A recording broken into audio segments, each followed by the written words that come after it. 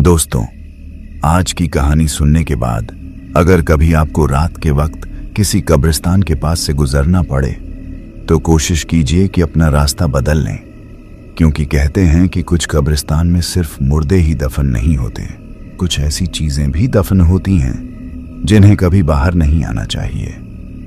कुछ ऐसा ही हुआ हमारे एक सब्सक्राइबर आरिफ के साथ। तो चलिए ये डरावनी कहानी हम उन्हीं की जुबानी सुनते हैं। मेरा नाम आरिफ है और आज मेरी उम्र 25 साल है।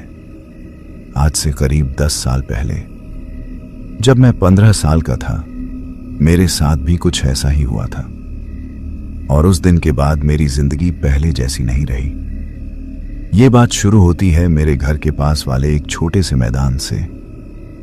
जब मैं छोटा था तो मुझे क्रिकेट खेलने का बहुत शौक था। हमारे मोहल्ले में ज्यादा जगह नहीं थी, लेकिन हमारे घर से थोड़ी दूर एक बड़ा सा खाली मैदान था। वही हमारा क्रिकेट ग्राउंड था। हमारे लिए वो मैदान किसी स्टेडियम से कम नहीं था। हर शाम करीब 4 से 5 बजे हम दोस्त वहां इकट्ठा हो जाते थे। किसी के पास अच्छा बल्ला होता था, किसी के पास पुरानी गेंद होती थी और किसी के पास कुछ भी नहीं होता था, फिर भी वो फील्डिंग करने आ जाता था। उस उम्र में बस खेलने से मतलब था। हमें ना समय का पता चलता था और ना ही घर जाने की जल्दी होती थी।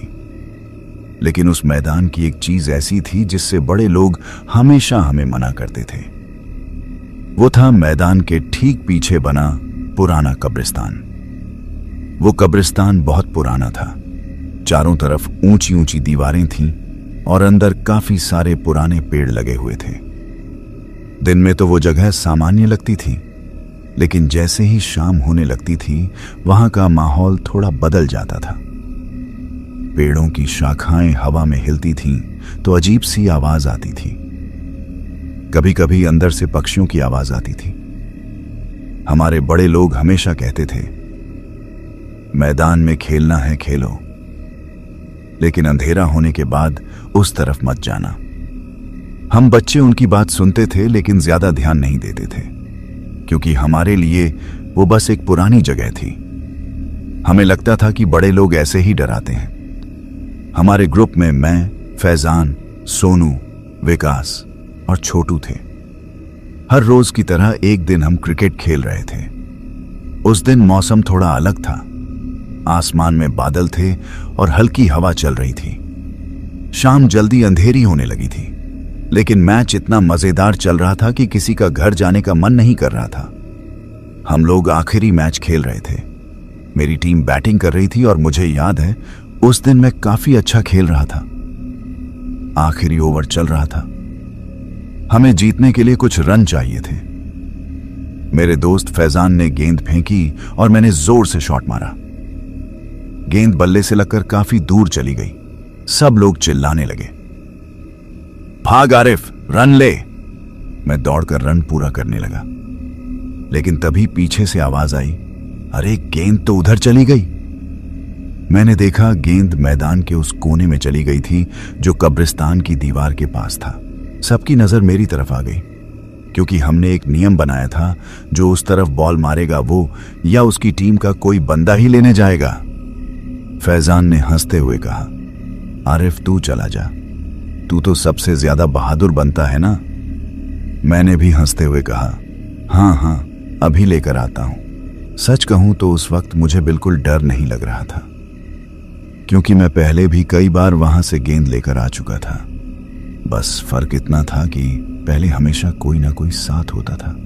उस दिन मैं अकेला जा रहा था।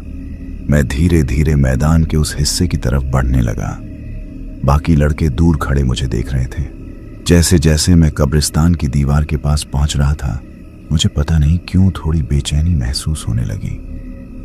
मैंने खुद को समझाया, कुछ नहीं है, बस जल्दी से गेंद लेकर वापस जा। गेंद दीवार के पास एक झाड़ी में फंसी हुई थी। मैंने झुककर उसे निकालने के लिए हाथ बढ़ाया, लेकिन जैसे ही मैंने गेंद उठाई, मुझे अचानक ऐसा महसूस हुआ जैसे मेरे पीछे कोई खड़ा है। ऐसा एहसास जिसे शब्दों में समझाना मुश्किल है, जैसे कोई बिल्कुल आपके पास खड़ा होकर आपको देख रहा हो। मेरे हाथ वहीं रुक गए। कुछ सेकंड के लिए मेरे पूरे शरीर में अजीब सी घबराहट होने लगी। मैंने सोचा शायद मेरा कोई दोस्त मजाक कर रहा होगा। मैं धीरे धीरे पीछे मुड़ने लगा, लेकिन वहां कोई नहीं था। सिर्फ खाली मैदान, हवा में हिलते हुए पेड़ और कब्रिस्तान की वो शांत दीवार। मैंने राहत की सांस ली और वापस जाने के लिए मुड़ा ही था कि तभी मेरे कान के पास बहुत धीमी सी आवाज आई। आरिफ, मैं एकदम जम गया। मेरे हाथ में पकड़ी गेंद नीचे गिरते गिरते बची, क्योंकि वो आवाज बिल्कुल साफ थी। ऐसा नहीं लगा कि कोई दूर से बुला रहा है, ऐसा लगा जैसे कोई मेरे बिल्कुल पीछे खड़ा होकर मेरा नाम बोल रहा हो। मैंने तुरंत पलट कर देखा, लेकिन फिर वही, कोई नहीं। अब की बार मेरे अंदर डर बैठ चुका था। मैंने गेंद उठाई और बिना पीछे देखे तेजी से मैदान की तरफ भागा। जब मैं वापस पहुंचा तो मेरे दोस्त हंसने लगे। सोनू बोला, क्या हुआ, इतना तेज क्यों भाग रहा है? मैंने कुछ नहीं कहा, मैं बस चुपचाप खड़ा रहा। फैजान ने पूछा, भाई डर गया क्या? मैंने हंसने की कोशिश की और कहा, नहीं यार, बस जल्दी आ गया। मैंने किसी को नहीं बताया कि वहां क्या हुआ था, क्योंकि मुझे खुद भी समझ नहीं आ रहा था। अगर मैं बता देता कि मैंने किसी को अपना नाम लेते सुना है तो शायद सब मेरा मजाक बनाते। उस दिन मैं घर तो आ गया, लेकिन मेरे दिमाग से वो आवाज नहीं निकली।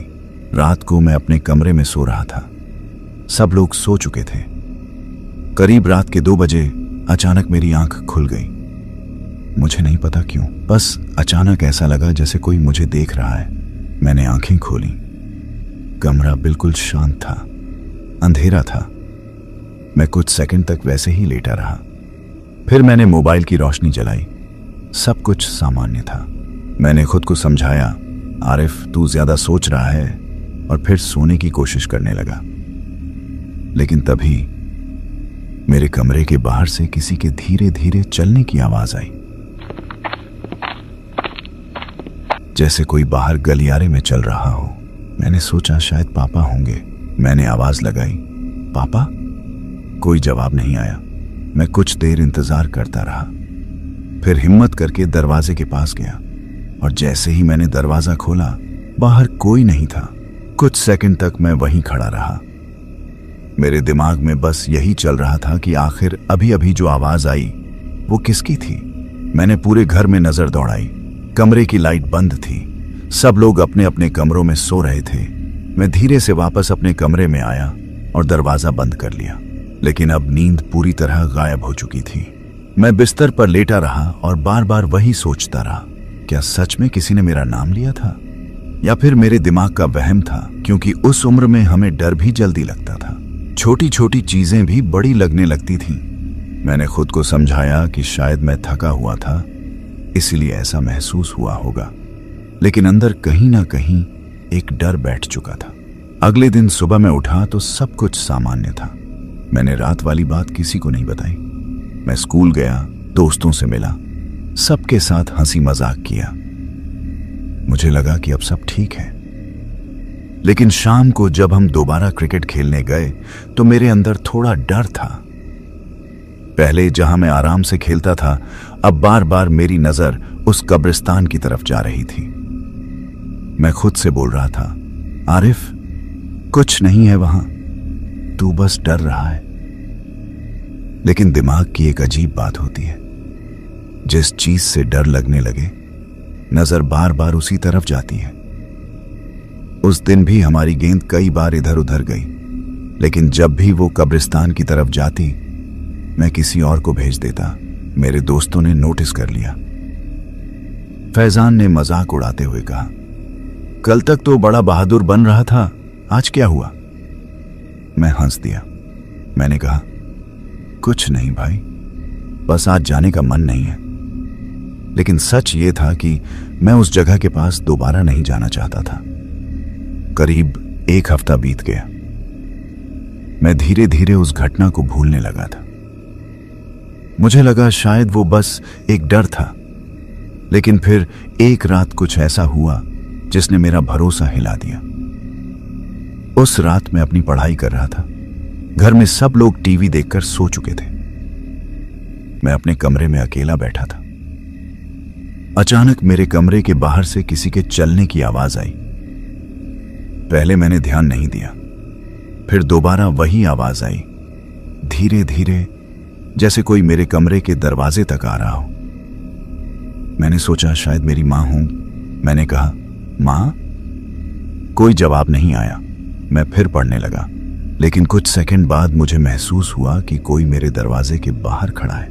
पता नहीं क्यों, लेकिन मेरा दिल तेजी से धड़कने लगा।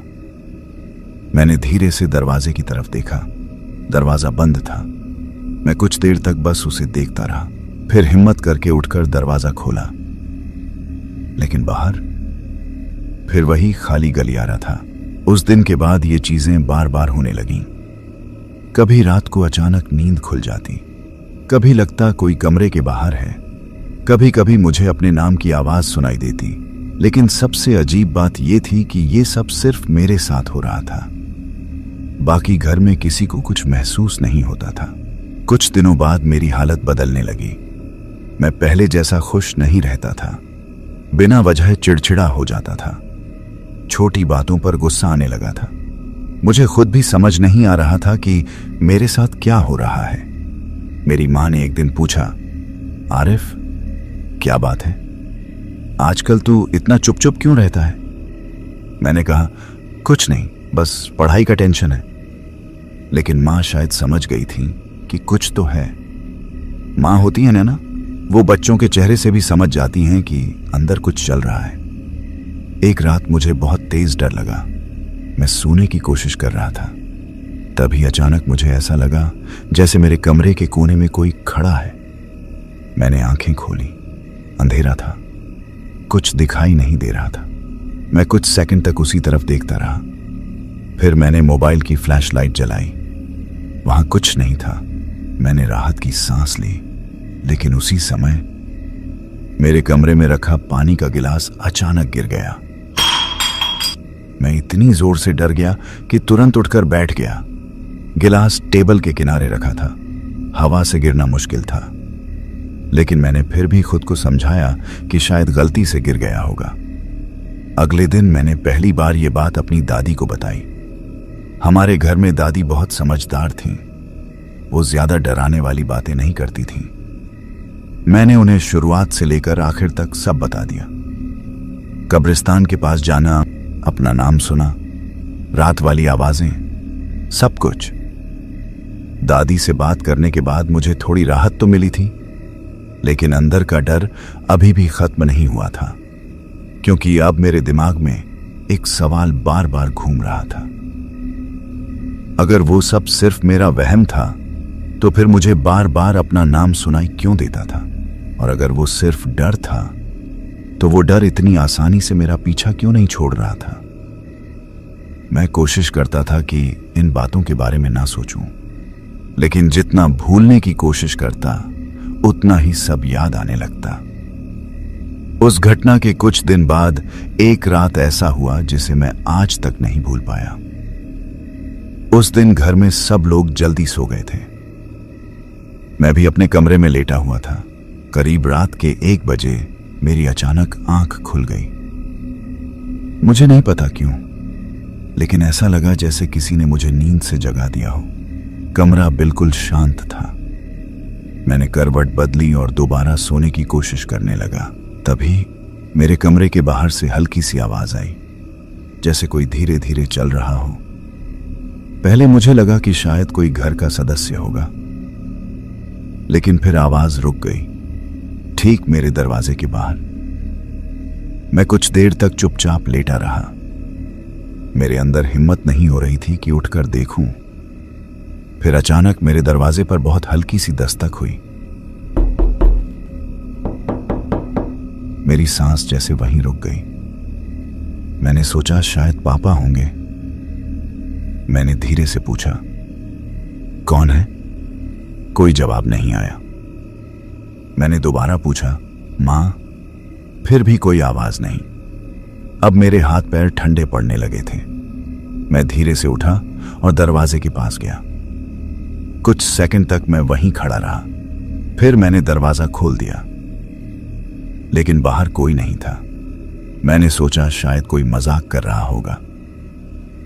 मैं बाहर निकला और पूरे घर में देखा। सब लोग सो रहे थे। मैं वापस कमरे में आया और दरवाजा बंद कर लिया। लेकिन इस बार मुझे नींद नहीं आई। मैं सुबह होने तक जागता रहा। सुबह मेरी आंखें लाल थीं। मां ने देखते ही पूछ लिया, क्या हुआ, रात को सोया नहीं क्या? मैंने पहले तो कुछ नहीं कहा, लेकिन पता नहीं क्यों उस दिन मैंने मां को भी सब बता दिया। मां थोड़ी देर चुप रही, फिर बोली, बेटा, डरने की जरूरत नहीं है, लेकिन अगर कुछ परेशान कर रहा है तो हमें बताना चाहिए, अकेले मत सहा कर। उनकी बात सुनकर मुझे थोड़ा अच्छा लगा। कम से कम अब मैं अकेला नहीं था। उसके बाद घर में सब लोग थोड़ा ध्यान रखने लगे। दादी ने कुछ दुआ पढ़ने को कहा। घर का माहौल भी पहले जैसा होने लगा। धीरे धीरे मुझे लगा कि शायद अब सब ठीक हो जाएगा। लेकिन फिर एक दिन ऐसी बात हुई जिसने मुझे फिर से डरा दिया। मैं शाम को क्रिकेट खेलने नहीं गया था। उस दिन मेरा मन नहीं था। मेरे दोस्त मैदान में चले गए थे। करीब शाम के समय फैजान मेरे घर आया। उसके चेहरे पर थोड़ी घबराहट थी। उसने आते ही कहा, आरिफ, एक बात बताऊं? मैंने पूछा, क्या हुआ? वो बोला, आज गेंद फिर उसी तरफ चली गई थी। मैंने कहा, तो? वो कुछ सेकंड चुप रहा, फिर बोला, जब मैं गेंद लेने गया था ना, मुझे लगा कोई मेरे पीछे खड़ा है। मेरे चेहरे का रंग बदल गया, क्योंकि ये वही एहसास था जो मुझे पहली बार हुआ था। मैंने पूछा, फिर? वो बोला, मैंने पीछे देखा लेकिन कोई नहीं था। उसकी बात सुनकर मेरे शरीर में जैसे करंट सा दौड़ गया, क्योंकि अब ये सिर्फ मेरे साथ नहीं हुआ था। मैंने उससे पूछा, तूने किसी को बताया? उसने कहा, नहीं, मुझे लगा शायद मेरा वहम होगा। मैं कुछ बोल नहीं पाया, क्योंकि मेरे पास भी इसका कोई जवाब नहीं था। उस रात मैंने फैसला किया कि अब मुझे उस जगह के बारे में पता करना होगा। मैंने दादी से पूछा, उस कब्रिस्तान के बारे में पुराने लोग क्या जानते हैं? दादी ने पहले तो बात बदलने की कोशिश की, लेकिन जब मैंने ज्यादा पूछा तो उन्होंने एक बात बताई। उन्होंने कहा, बहुत साल पहले वहां एक परिवार रहता था। उनका एक बेटा था जो बहुत कम उम्र में चला गया था। उसके बाद उस परिवार ने वो इलाका छोड़ दिया था। मैंने पूछा, लेकिन इसका मेरे साथ क्या संबंध है? दादी बोली, ये कोई नहीं जानता, इसलिए किसी नतीजे पर मत पहुंचो। लेकिन मेरे मन में अब एक ही बात थी, मुझे उस जगह पर एक बार फिर जाना पड़ेगा जहां से ये सब शुरू हुआ था। अगले दिन शाम को मैं अकेला मैदान की तरफ चला गया। सच बताऊं तो मेरे पैर खुद ब खुद रुक रहे थे। दिल कह रहा था वापस चला जा, लेकिन दिमाग कह रहा था कि अगर आज नहीं गया तो शायद हमेशा डरता रहूंगा। मैं मैदान के पास पहुंचा। वही जगह थी, वही दीवार, वही पेड़, सब कुछ वैसा ही था। लेकिन आज वहां खड़े होकर मुझे पहली बार महसूस हुआ कि ये जगह कितनी शांत है। इतनी शांत कि अपनी सांसों की आवाज भी सुनाई दे रही थी। मैं धीरे धीरे उस जगह पहुंचा जहां मेरी गेंद गिरी थी। मैं कुछ देर वहां खड़ा रहा। फिर मैंने धीरे से कहा, अगर उस दिन जो हुआ वो सच था तो आज मुझे पता चलना चाहिए। मेरी आवाज खुद मुझे अजीब लगी। कुछ सेकंड तक कुछ नहीं हुआ। फिर अचानक हवा तेज चलने लगी। पेड़ों के पत्ते जोर जोर से हिलने लगे। मैं वहीं खड़ा रहा और तभी मुझे फिर वही आवाज सुनाई दी, बहुत धीमी, बहुत दूर से, लेकिन साफ। आरिफ, इस बार मैं भागा नहीं। मैंने आंखें बंद की और खुद को संभाला। फिर मैंने धीरे से पीछे देखा और जो मैंने देखा उसने मेरे होश उड़ा दिए, क्योंकि वहां कोई इंसान नहीं था, लेकिन जमीन पर एक पुरानी क्रिकेट गेंद पड़ी थी, ठीक वैसी ही जैसी गेंद उस दिन मेरी खोई थी। मैंने कांपते हाथों से वो गेंद उठाई। उस पर मिट्टी लगी हुई थी, लेकिन सबसे अजीब बात यह थी, उस गेंद पर लाल रंग से एक नाम लिखा हुआ था। एक ऐसा नाम जिसे देखकर मेरे पैरों तले जमीन खिसक गई, क्योंकि वो नाम मेरे मोहल्ले के किसी इंसान का नहीं था। वो नाम था आरिफ। कुछ सेकंड तक मैं बस उस गेंद को देखता रहा। मुझे समझ नहीं आ रहा था कि यह कैसे हो सकता है, क्योंकि मेरे नाम की गेंद वहां कैसे आ सकती थी। क्या मैंने डर की वजह से कुछ ऐसा देख लिया था जो असल में था ही नहीं, या फिर सच में वहां कुछ ऐसा था जिसे मैं समझ नहीं पा रहा था। उस वक्त मेरे अंदर इतनी हिम्मत नहीं थी कि मैं वहां और खड़ा रहूं। मैंने वो गेंद वहीं छोड़ दी और बिना पीछे देखे वापस घर की तरफ चल पड़ा। उस दिन मुझे पहली बार महसूस हुआ कि शायद मुझे वहां दोबारा नहीं जाना चाहिए था। मैंने अपनी ही गलती से अपने डर को और बढ़ा दिया था। अगर उस दिन मैं चुपचाप घर आ जाता और इस बारे में ज्यादा ना सोचता तो शायद चीजें इतनी आगे नहीं बढ़ती। घर पहुंचते ही मेरी हालत खराब होने लगी। मुझे तेज सिर दर्द होने लगा, शरीर में कमजोरी महसूस होने लगी। मुझे लगा शायद थकान होगी, लेकिन रात होते होते मुझे बुखार आ गया। मां ने माथे पर हाथ रखा तो वो भी घबरा गई। उन्होंने कहा, तुझे इतना तेज बुखार कैसे हो गया? मैं कुछ नहीं बोल पाया, क्योंकि मेरे दिमाग में बार बार वही जगह घूम रही थी, वही कब्रिस्तान, वही दीवार। अगले कुछ दिनों तक मेरी तबीयत बहुत खराब रही। मैं ठीक से खा नहीं पा रहा था, स्कूल भी नहीं जा रहा था, कमरे में पड़ा रहता था। सबसे ज्यादा परेशानी ये थी कि मेरा दिमाग शांत नहीं हो रहा था। मैं हर चीज को उसी घटना से जोड़ने लगा था। रात को नींद आने से पहले डर लगता था। अचानक आंख खुल जाती तो घबराहट होने लगती थी। मुझे लगने लगा था कि शायद मैंने बहुत बड़ी गलती कर दी। एक दिन दादी मेरे पास बैठी। उन्होंने कहा, बेटा, डर को अपने अंदर मत बैठा। मैंने उनसे कहा, दादी, लगता है मैंने वहां जाकर गलती कर दी। मुझे दोबारा नहीं जाना चाहिए था। दादी ने कहा, हाँ, कई बार इंसान अपनी जिज्ञासा में ऐसी जगहों पर चला जाता है जहां उसे नहीं जाना चाहिए, लेकिन अब खुद को परेशान करने से क्या फायदा। उनकी बात मुझे समझ आ गई। मैंने पहली बार माना कि शायद मेरी सबसे बड़ी गलती यही थी कि मैं डर लगने के बाद भी दोबारा उस जगह चला गया। पापा मुझे एक पीर बाबा के पास लेके गए। मेरे एरिया में वो बहुत ज्यादा फेमस थे। पैरानॉर्मल एक्टिविटीज के लिए उन्हें मुझे देखते ही कहा कि इसके ऊपर किसी रूह का असर है। मम्मी सुनते ही रोने लगी। पापा और दादी ने मम्मी को हिम्मत दी। फिर बाबा ने मुझे एक तावीज दी जो मुझे जिंदगी भर पहनकर रखना था। और आज ये कहानी लिखते वक्त भी वो तावीज मेरे गले में है। कुछ दिनों बाद मेरी तबीयत धीरे धीरे ठीक होने लगी। मैंने क्रिकेट खेलना भी छोड़ दिया। दोस्त बुलाते थे, लेकिन मैं कोई ना कोई बहाना बना देता था। अब मुझे उस मैदान से डर लगने लगा था, लेकिन समय के साथ चीजें बदलने लगीं। जैसे जैसे दिन बीतते गए, मेरे मन का डर भी कम होने लगा। करीब 2 महीने बाद मैं पहली बार उस मैदान के पास से गुजरा, लेकिन इस बार मैं वहां गया नहीं। मैं बस दूर से देखकर निकल गया। और उस दिन मुझे एहसास हुआ कि डर उस जगह में नहीं था, डर मेरे अंदर बन चुका था। मैंने उस घटना को इतना सोच लिया था कि वो मेरे ऊपर हावी हो गई थी। आज जब मैं पीछे मुड़कर देखता हूं तो मुझे लगता है कि उस उम्र में मैं बच्चा था। 15 साल की उम्र में हमें चीजों की गंभीरता समझ नहीं आती।